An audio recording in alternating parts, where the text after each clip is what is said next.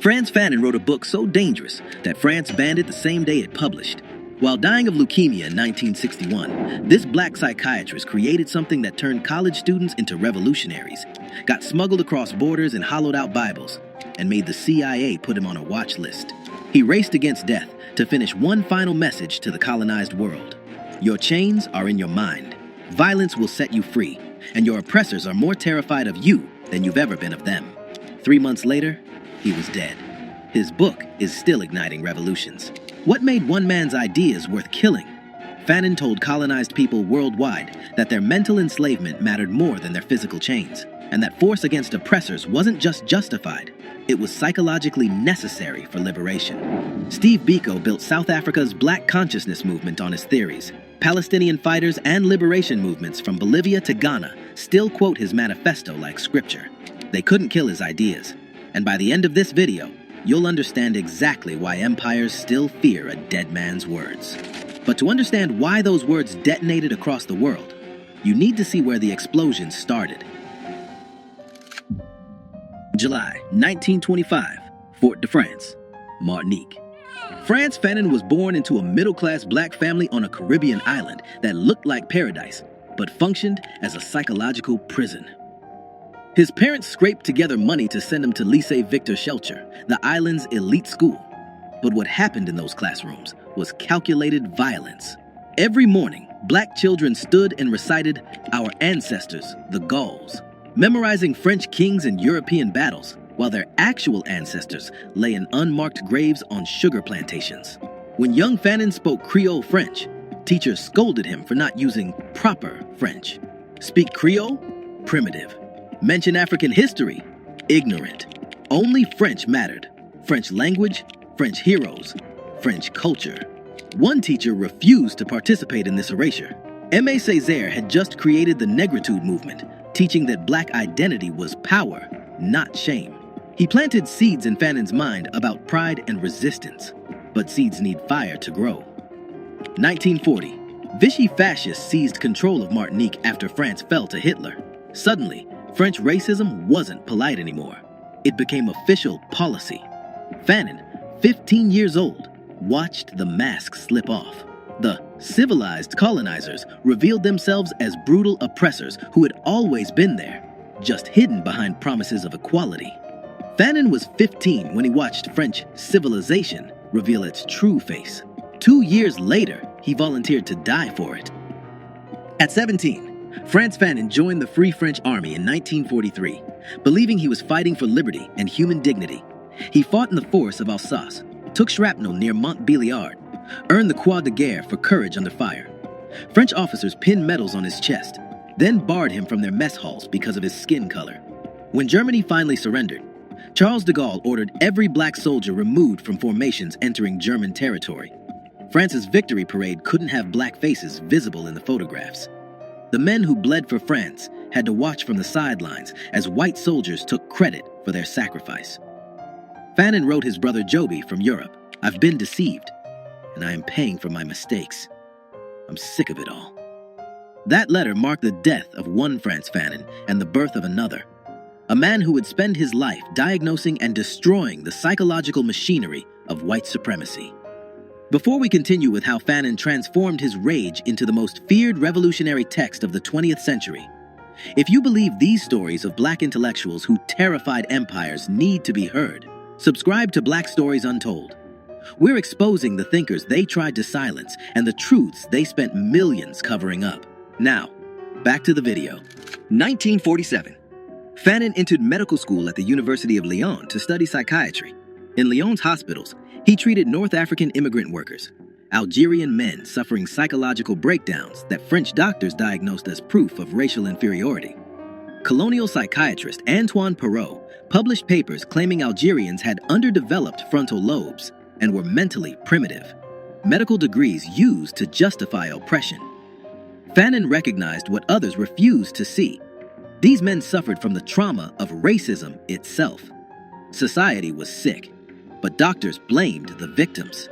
He wrote his doctoral thesis laying out exactly how colonialism manufactured mental illness, how white supremacy functioned as psychological warfare. His committee rejected it as too radical. So in 1952, Fanon published Black Skin, White Masks himself. The book exposed colonialism's deepest weapon, forcing black people to see themselves through white eyes, split between two identities, never fully either one. Fanon watched it happen every day in his clinic. Black men staring in mirrors and seeing monsters. Algerian women scrubbing their skin raw, trying to lighten it. Patients who'd abandoned their birth names, their mother tongues, their entire identities, all for a chance at being treated human. But Fanon went further. He argued that liberation required recognizing this psychological split and refusing to perform for white approval anymore. Political revolution had to begin with mental decolonization, reclaiming the right to define yourself on your own terms. In Caribbean villages, people passed copies hidden in Bible covers. In African townships, students gathered in secret to read passages aloud. Why? Because Fanon said what no one else dared. The hate you feel when you look in the mirror, that's not yours. It was planted there. You're not sick. The system is sick. And you don't need anyone's permission to be free. That book exposed colonialism's playbook. But Fanon wasn't satisfied just writing about the disease. In 1953, he walked straight into its heart. November 1953. Frantz Fanon arrived in Algeria as head psychiatrist at Blida-Joinville Psychiatric Hospital. The moment he stepped off the boat, he entered a nightmare. French colonists lived in stone houses with electricity and running water. Algerians lived in what Fanon described as a town on its knees, wallowing in mire. No lights, no infrastructure, systematic starvation. At Blida-Joinville, Fanon revolutionized psychiatric treatment. He created cafe meetings where Algerian patients discussed their lives in Arabic instead of French. He established workshops for basket weaving and pottery, organized Muslim and Christian religious celebrations, started a patient-run newspaper. He was reconnecting people to their culture instead of forcing them to assimilate into French normalcy. But his patient roster revealed the true horror. French soldiers who brutalized Algerians during interrogations came to him with nightmares and psychological breakdowns. Algerian victims arrived unable to speak, unable to stop screaming. One French policeman sought treatment because torture had made him violent at home. He was battering his wife and children. The man didn't want to stop brutalizing Algerians. He wanted relief from the psychological cost so he could continue with a clear conscience. Fanon stared at an impossible truth. You cannot heal individuals in a society built on violence. November 1954. The FLN, or the National Liberation Front, launched coordinated attacks across Algeria, declaring war on French colonial rule. Frantz Fanon immediately chose a side. His hospital became a secret sanctuary. He treated wounded FLN fighters, hid weapons, provided medical cover for revolutionaries. By 1956, this impossible double life was destroying him. He was a French government employee, helping France massacre the people he was secretly protecting. On November 1956, he wrote his resignation letter. There comes a time when silence becomes dishonesty. France expelled him in January 1957, giving him 48 hours to leave Algeria. Fanon went underground instead. He surfaced in Tunis, joined the FLN openly as editor of their newspaper, El Mujahid, and became the intellectual voice of Algerian liberation. France thought expelling him would end the threat. Instead, within months, Fanon had become Africa's most dangerous diplomat. As FLN ambassador to Ghana, Frantz Fanon traveled across Africa, meeting revolutionary leaders, Kwame Nkrumah in Ghana, Patrice Lumumba in Congo, Felix Mumi in Cameroon. At the 1958 All-African People's Congress in Accra, he advocated passionately for the African Legion, a continent-wide armed force that could coordinate liberation struggles from Algeria to South Africa. European powers understood the threat. One unified Africa, sharing weapons, tactics, and revolutionary consciousness, could dismantle the entire colonial project. Fanon was the architect connecting these movements. French intelligence sent assassins. Near the Algeria-Tunisia border, a landmine detonated under Fanon's car. 12 vertebrae fractured. He survived, barely. More assassination attempts followed. His body was breaking, but he kept traveling, kept writing, kept building networks of resistance. Then in December 1960, doctors diagnosed leukemia, months to live. Fanon's response? Race death itself, by dictating the most dangerous book ever written about colonialism. March through May 1961, Frantz Fanon lay in a Tunis hospital bed, dying, while his wife Josie sat beside him with pen and paper. For 3 months, through waves of pain, he dictated The Wretched of the Earth. Josie wrote frantically, capturing every word before the disease could silence him forever. The book opened with a declaration that made governments ban it immediately. Decolonization is always a violent phenomenon. Fanon explained that colonialism was born through force and maintained through force. Therefore, only force could destroy it. The colonizer spoke only one language: force. His most controversial argument came next. Violence had therapeutic value for the colonized. Fighting back didn't just win political freedom, it restored psychological humanity.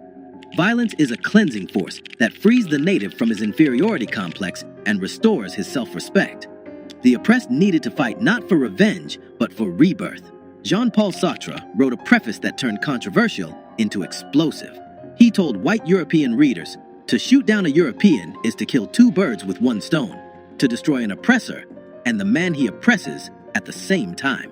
France banned the book the day it published. They smuggled it anyway, in hollowed books, in suitcases with false bottoms, passed hand to hand across Africa, Latin America, the Caribbean, and into American ghettos where the Black Panther Party would make it required reading. Frantz Fanon's leukemia accelerated. He flew to Rome for one final meeting with Sartre, then accepted a CIA offer for treatment in the United States. He traveled under the name Ibrahim Omar Fanon. What happened next remains disputed. By the time Fanon received proper treatment at a Maryland hospital, it was too late. Double pneumonia set in. Some historians argue bureaucratic delays killed him. Others suggest the CIA calculated that a dead Fanon posed less threat than a living revolutionary icon who might survive to inspire more uprisings. December 6, 1961. Frantz Fanon died at 36, 7 months before Algeria won independence. He never walked free streets in a liberated Algiers, but his words were already spreading like a virus through every colonized nation on Earth. The Black Panther Party made The Wretched of the Earth required reading for all members. Bobby Seale handed Huey Newton a copy at one of their first meetings. Frantz Fanon's analysis of police as occupying forces became the intellectual foundation of their 10-point program. When Panthers organized armed patrols monitoring police in Oakland, they were applying Fanon's theory that colonized people must meet violence with organized counter-violence. In South Africa, Steve Biko used Fanon's psychology of liberation to create the Black Consciousness movement. Biko taught that before you fight apartheid in the streets, you must kill it in your mind. Pure Fanon. Palestinian resistance movements treated his analysis of settler colonialism as a strategic manual. From Bolivia to Iran to Sri Lanka, liberation fighters discovered that Fanon had diagnosed their reality decades before they lived it. France still struggles with Fanon because he forces them to confront the torture, the massacres, the psychological warfare they disguised as civilization. American institutions fear him because his colonial analysis maps directly onto police brutality and systemic racism. When Ferguson erupted in 2014, protesters carried signs quoting a man who died in 1961.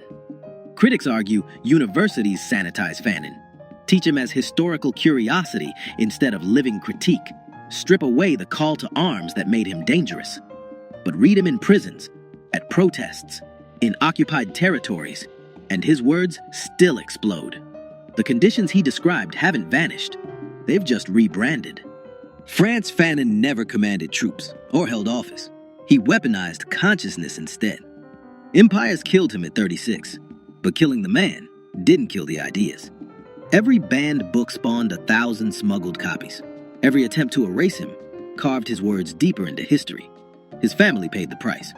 Josie Fanon carried his legacy through Algeria's messy independence, battled depression and alcoholism for 28 years, then died by self-destruction in 1989. But their children keep his foundation alive. Daughter Mireille runs the Frantz Fanon Foundation. Son Olivier leads the Frantz Fanon National Association. Fanon taught one lesson that still terrifies power. You don't need permission to be human. You don't need approval to be free. You have every right to take back what was stolen. And if they won't surrender it peacefully, take it by force. The most dangerous black philosopher who ever lived. Dangerous because he loved oppressed people enough to tell them the truth. That truth still detonates in minds worldwide, teaching that liberation begins when you stop asking and start taking. If this story opened your eyes to the intellectual they tried to erase, subscribe to Black Stories Untold. Like this video, share it, and comment which dangerous truth teller we should cover next. Because they can kill the revolutionary, but they can't kill the revolution.